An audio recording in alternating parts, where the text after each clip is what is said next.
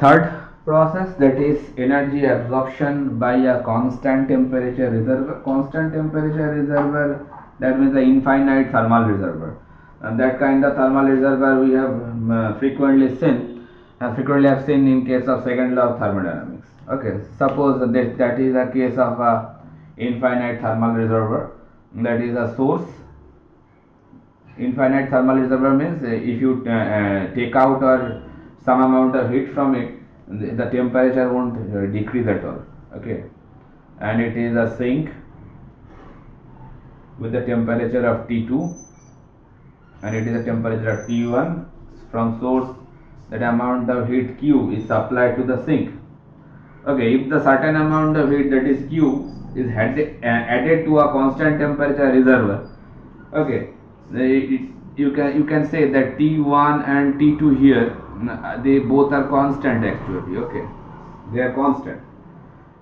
So actual process, if the temperature is constant, I can consider the process is a reverse occurring. That means the heat transfer is occurring from T1 source to T2 sink. It is a reversible path if the temperature is remaining constant.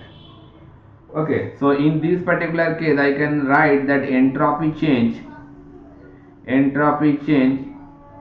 is, that is expressed by del S equals to dq reversible by T. Why I am writing dq reversible? Because if the temperature of the source and sink is remaining constant after heat transfer is occurring, so since heat transfer is occurring, if it is a irreversible process, then obviously the temperature of source will getting decreased and the temperature of sink will getting increased. But if the process is a reversible one, if I consider the source and sink, they are a infinite heat source, then obviously the temperature won't change at all. That's why I have written T1 and T2 are constant, and if this is I consider, then obviously the process is a reversible process. That's why I can say that change of entropy is equal to d cut q reversible by T. Okay, we are considering it is a reversible process. Now if I write that change of entropy for source, and if I write the same expression for sink, then what will be that? For source, I can see that heat is rejected from source. So if I consider the source is the system here, then the amount of heat rejected, obviously minus will come. And what amount of heat is rejected, that is Q, and the temperature of that particular source is T1. And if I consider for the sink now, in case of sink, the heat is coming to the system, so that is obviously positive quantity, and it is also Q, and the temperature of sink is T2. So that is the actually change of entropy for source and the change of entropy for the sink. Mind it, while you are finding the change of entropy for source only, then you should consider the system is acting like your source. Though the temperature of the source should be taken and the amount of heat taking out from the source, that you should consider. So while I am concentrating on the source only, then the heat is rejected from the source, that's why that minus is reflecting there, and the temperature of the source is T1, that's why T1 is coming at the denominator side. Now similarly, if you think about the sink, just concentrate on the sink now. Now for sink, the heat is coming to the system, so it is a positive quantity, that's why no negative sign is there. And sink temperature is T2, that's why at the denominator side T2 is reflecting there. So that way the change of entropy, if you are going to determine for any particular part, so think about the amount of heat transfer and the temperature of that particular component, not for the whole system, not for the surrounding, only concentrating on that particular part on which you are going to find the entropy change. And you can see that for source part, that negative sign, what does this indicating? That is indicating that entropy is decreasing. Entropy decreasing. Why entropy decreasing? Because heat is rejected out from the system. So if the system is getting heat is out from the system, then obviously entropy will slowly decrease. Okay, so now if we go with the fourth one was the phase phase change at constant temperature and pressure. That thing that suppose if I consider for water to steam or ice to water, that is very good to explain over here. Suppose a melting operation is occurring. If I take an example for ice to water, so ice to water is also a kind of melting operation is going on, or melting phase change is going on. In this particular case, the change of entropy can be written like S, and if the phase change is occurring from solid to liquid, because it is solid state, it is liquid state, then in subscript it is written SF. A stands for solid and F stands for liquid.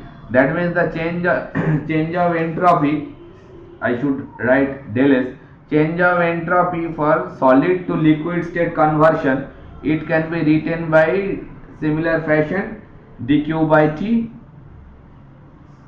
Okay, now at constant, if the pressure is constant, I have already explained that at constant pressure, I have explained before, at constant pressure dq is nothing but equal to dh. Just before of this video I have explained that thing. So that way I can write dq, instead of dq I can write dh by t. Okay, if I go for a cycle, then I can put a sorry, for a process, then I can put a integration sign over there.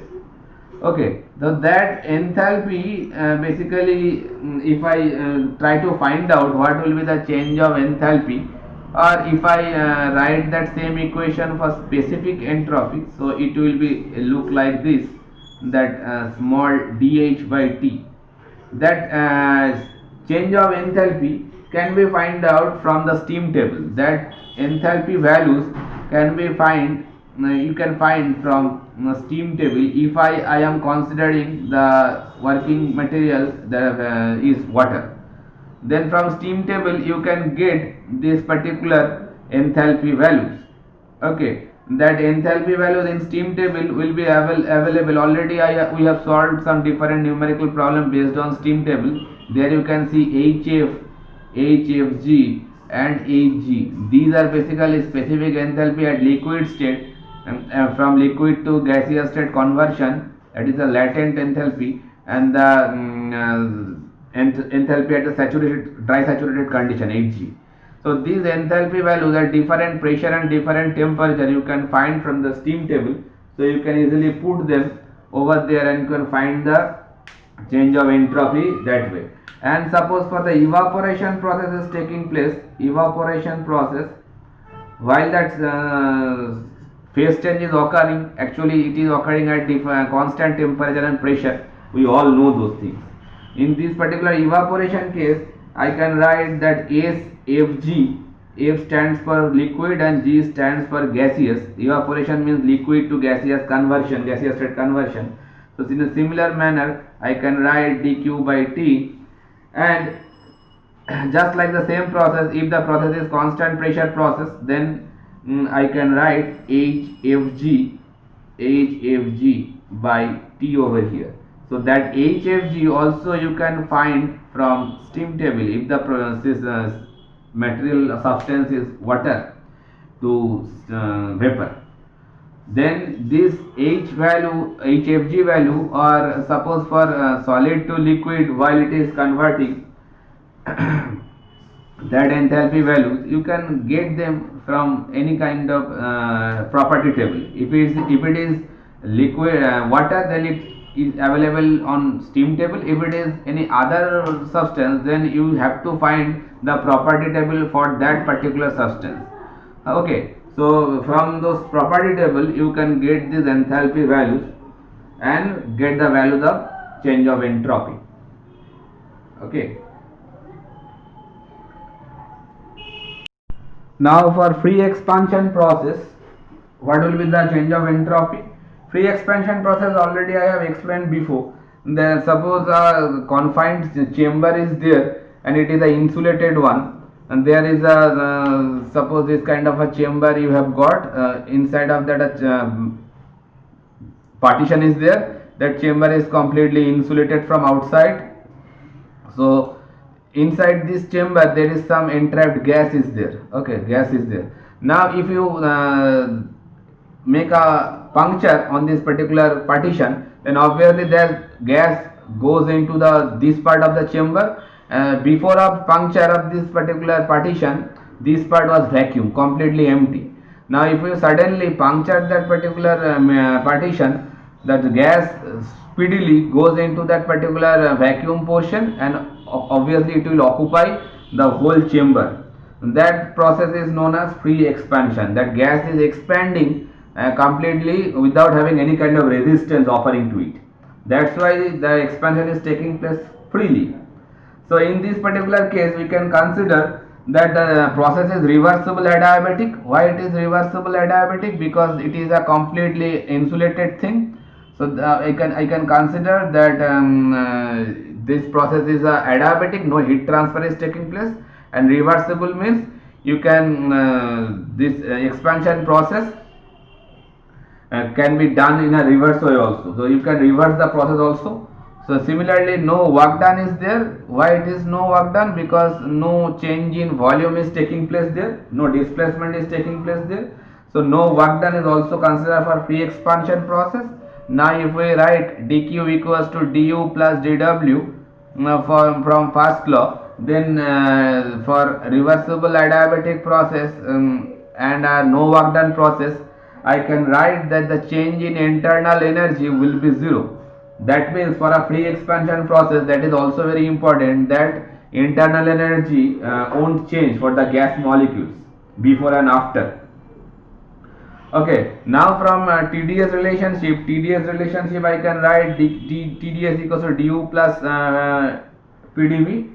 So from that particular relation, while that change in internal energy is zero, so finally I can write ds equals to P by T into dV.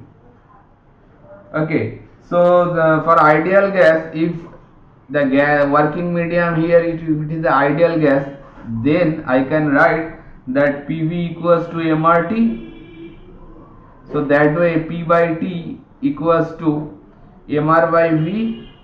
Now put the relation over here. So finally I can write ds equals to MR dV by V. Now if we want to quantify for a particular process, so it can be written S2 minus S1, change in entropy, that is MR ln V2 by V1, that will be the change of entropy for a thermodynamic process. You can replace that R by Cp minus Cv, so it will be split into two halves. Okay, any these relation now you can use for finding the change of entropy for free expansion process. And the last one, that is the throttling process. Throttling process is a thermodynamic process where the enthalpy is remain unchanged before and after. So I can say that enthalpy, if I consider the total enthalpy, then I can write capital H1 is equals to capital H2. That is the total enthalpy before and after the throttling process. Actually throttling process taking place while through a very small aperture gas is flowing, then the sudden pressure drop will occur, and if the process is completely insulated from the surrounding, then I can consider that is no heat transfer is taking place. Okay, so I can write that while the throttling process is there, so I can write TdS equals to I can use the second TdS relationship, dH minus VdP. Now the enthalpy change is not there, so dH is equals to 0. So ds I can write minus V by T into dP. Now similarly for ideal gas, if the working medium is ideal gas, then I can consider that PV equals to MRT. In a same fashion I can replace that V by T by MR by P. Now replace this equation over here. So finally I can get ds equals to minus AMR ln P2 by P1, that is the change of entropy. Now if we want to write that equation in positive manner, so I can write AMR ln P1 by P2, so it will be now positive. Okay, so in case of throttling operation, what we can see that P1 is higher than the P2. That means the pressure before throttling and the pressure after throttling will be the marginal difference is there. So finally I can write that the change of entropy S2 minus S1 is nothing but AMR ln P1 by P2. That is the expression for finding the change of entropy in case of throttling process. Okay, so now up to this we are now very clear regarding the change of entropy for different thermodynamic processes.